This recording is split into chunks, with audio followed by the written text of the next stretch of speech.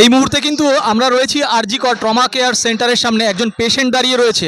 আপনারা সকলেই জানেন যে আন্দোলনের নামে যে অবস্থান বিক্ষোভ চলছে সেই তার মাঝেই কিন্তু বহু রোগী ভোগান্তি চলছে। আমরা এই মুহূর্তে পেয়ে গেছি একজন রুগীকে।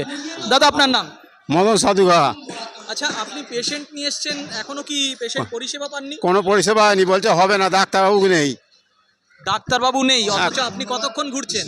1 ঘন্টার ওপর হয়ে গেছে। 1 ঘন্টার ওপরে আপনি ঘুরছেন, হ্যাঁ। কোনো পরিষেবা নেই? না, পরিষেবা নেই। এসছেন আপনি? রাজচন্দ্রপুর। ওনাদের যখন বলছি যে আপনাদের আন্দোলন করছেন করুন, কিন্তু পেশেন্ট কি মারা যাবে, বলছে ডাক্তার না তাহলে কে চিকিৎসা করবে, মরলে কিছু করার নেই, আমরা কি করবো? আমি এমার্জেন্সি তো ট্রিটমেন্টের জন্যই এসেছি, কেননা অসুবিধা আছে বলেই এসেছি। সুস্থ মানুষ তো আসবে না, কেন আমাদের মতন প্রাইভেটে দেখানোর মতন ক্ষমতা নেই।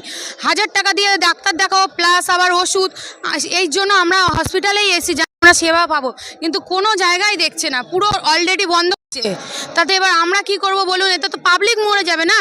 আমার ছেলে এমার্জেন্সি হাসপাতালে ভর্তি আছে, ওর হাতের লেগামেন্ট চলে গেছে, ওইটা অপারেশন কিরকম বুঝছেন, কি ট্রিটমেন্ট হচ্ছে না। ও তো বলছে মা এখনো ডাক্তার ঢুকছে না, আজকে মানে সকালে একটু ঢুকেছিল, বলছে ঝটপট করে দেখলো চলে গেল। ছেলে বলছে যে ডাক্তার অপারেশনটা কবে কি সেটা বলা যাবে, বলছে এখন কিছুই বলা যাবে, ওটাই বলছে।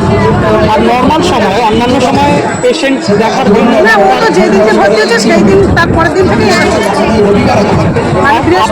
আপনার কি মনে হয় পর্যাপ্ত চিকিৎসা পাচ্ছে না? আমার তো সেটাই মনে হচ্ছে, ডাক্তার যেহেতু না তাহলে চিকিৎসাটা হবে। 17 বছর ছেলে, ওর বাচ্চা ছেলে, ভয় লাগে। ওর মাথা ধরে যদি 24 ঘন্টা 4-5 দিন চিল্লাবে হাতলে তো ভয় করবে।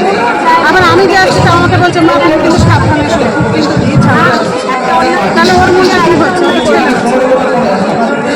আমার মা এই এখানে 3 দিন ধরে ভর্তি হয়েছে, অপারেশন একটা হয়ে গেছে, হয়নি, আবার হওয়ার কথা আছে। এই যা হচ্ছে কি হবে জানি না, মা তো দিনের দিন অসুস্থ হয়ে পড়ছে, যাওয়ার জন্য খুব কান্নাকাটি করছে। এখান থেকে ট্রিটমেন্ট হচ্ছে, কিন্তু এখন ওনার ট্রিটমেন্টটা হচ্ছে না। ডাক্তারবাবু কোনো ডিউটিতে নেই। গেলাম ভিতরে, বলছে না এখন মানে বন্ধ আছে, কাউ পেশেন্ট দেখাতে হবে না, গেটটাও বন্ধ করে দিল। কোনো পেশেন্ট পাই ভিতরে যাবে না, না কোনো পেশেন্ট যাবে, আমরা এলাজ করবো না এখন, যখন বন্ধু আমার ওরা ডিমান্ড করছে। আর আমার মনে হচ্ছে ডিমান্ডটা কি লোক অ্যারেস্ট হয়ে গেল, তারপরে এখানকার হুকুমত যা বলেছিল বলে দিল, যা ইচ্ছা যে আপনারা করে দিন, আমরা শাস্তি দিয়ে রাজি আছি। সিবিআইও যাচ করে দেয়, তবুও আমরা পরিষেবা পাচ্ছি না। এইটাই সমস্যা আমাদের। পেশেন্ট আসে, আমি নিজের পেশেন্টকে লাস্টে নার্সিংহোমে পাঠালাম।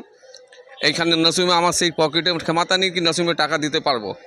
সাইলেন্ট জোন, অনেক মরণাপন্ন রোগী রয়েছেন, মাইকিং চারিদিকে, খুব লাউড স্পিকার বাজছে মাইক।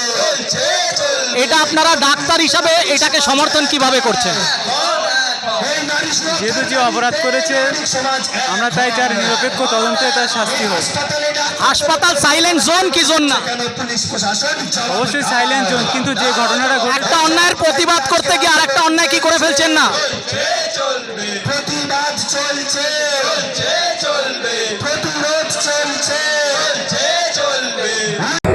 একটি জঘন্য অন্যায় এবং অপরাধ, আপনারা সকলেই জানেন, খুন এবং ধর্ষণ, সেই নিয়ে প্রতিবাদ আন্দোলন সারা দেশ তথা রাজ্য। কিন্তু এর মাঝেই হাসপাতালে কিন্তু চূড়ান্ত অব্যবস্থা চিকিৎসা নিয়ে বহু মানুষ, আপনারা দেখলেন, বহু রুগী এসছেন, রুগীর বাড়ির লোকেরা এসছেন, তারা কিন্তু চূড়ান্ত অব্যবস্থার মধ্যে পড়েছে। ডাক্তারদের কিন্তু রোগীর প্রতি যে দায়বদ্ধতা, সেটি কি এখানে অবহেলিত হচ্ছে না? বিচারের দায় কিন্তু আপনাদের।